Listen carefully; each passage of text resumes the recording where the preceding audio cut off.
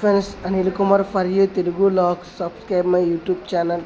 Friends నేనైతే ఈరోజు మీకు ఆంధ్ర స్టైల్ అయితే కానాగర్తల పులుసు అయితే మీకు చేసి చూపించాలని నా యొక్క లాగ్ ద్వారా అయితే నేను మీ ముందుకైతే వచ్చాను. ఫ్రెండ్స్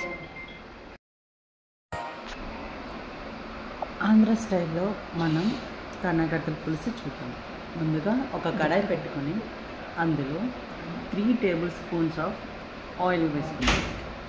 ఆయిల్ వేసుకున్న తర్వాత అది హీట్ అయిందా లేదని ముందుగా చెక్ చేసుకోవాలి.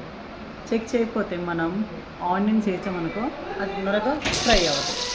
సో ఇప్పుడు ఆనియన్స్ వేసిన తర్వాత ఒక 5 పచ్చిమిరపకాయలు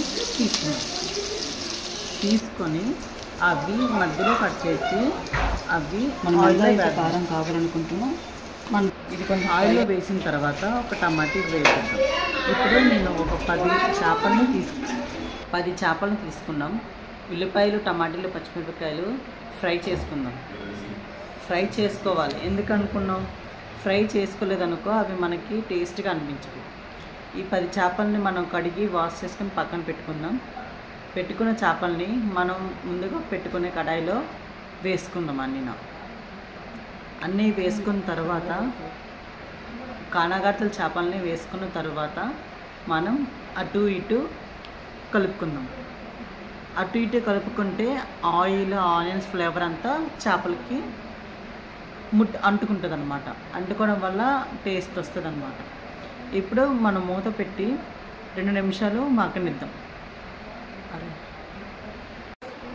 కూరకు సరిపడినంత కారం, ఉప్పు వేసుకుందాం. మేము కారం కొంచెం ఎక్కువగా తింటాం కాబట్టి నేనైతే 3 స్పూన్స్ వేసుకున్నాను. మీకు ఎంత కారం కావాలో అంత కారం వేసుకోవచ్చు. మనం రాక్ సాల్ట్ వాడటం వల్ల చాలా బెనిఫిట్స్ అయితే ఉన్నాయి. రాక్ సాల్ట్ వాడడం వల్ల చాలా టేస్టీగా కూడా ఉంటుంది. ఆరోగ్యానికి రాక్ సాల్ట్ చాలా మంచిది. అవన్నీ వేసుకున్న తర్వాత అటు ఇటు కలుపుకుందాం.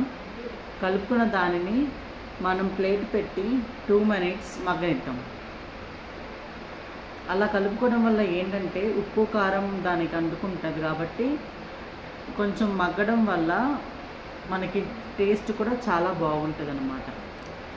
ఇప్పుడు దాన్ని చింతపండు నానబెట్టుకున్న తర్వాత సరిపోయడానికి చింతపండు ఇది దాన్ని వాటర్గా మనం బాగా చేసుకొని ఇప్పుడు మనం మగ్గించిన చేపల్లో ఆ చింతపండు పులుపుని వేసుకోవాలన్నమాట.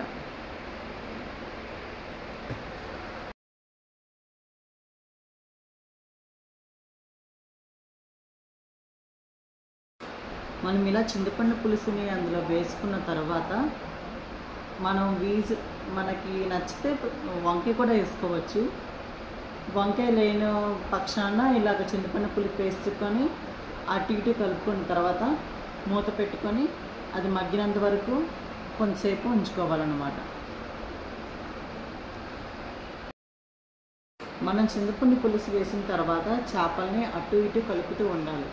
ఎందుకంటే అలా కలపడం వల్ల ఏంటంటే దానికి ఆ పులుసు, ఆ టమాటా, ఆ ఉల్లిపాయ ఫ్లేవర్ మొత్తం అంటుకుంటుంది అన్నమాట. ఇలా మగ్గనిచ్చిన తర్వాత మనం స్లిమ్లో పెట్టుకోవాలి. సిమ్లో పెట్టుకున్న తర్వాత కొంతసేపటికి ఇలాగా మరుగుతూ ఉంటుంది అన్నమాట. మనకి ఎంత కావాలంటే అంతగా మరగపెట్టుకొని అది దగ్గరికి వచ్చిందనగానే ఇంకా మనం స్టవ్ ఆఫ్ చేసుకొని ఈ కానాగర్తల పులుసుని మనం ఎంజాయ్ చేసుకుంటాం. వచ్చిందా మీకు ఫ్రెండ్స్? సబ్స్క్రైబ్.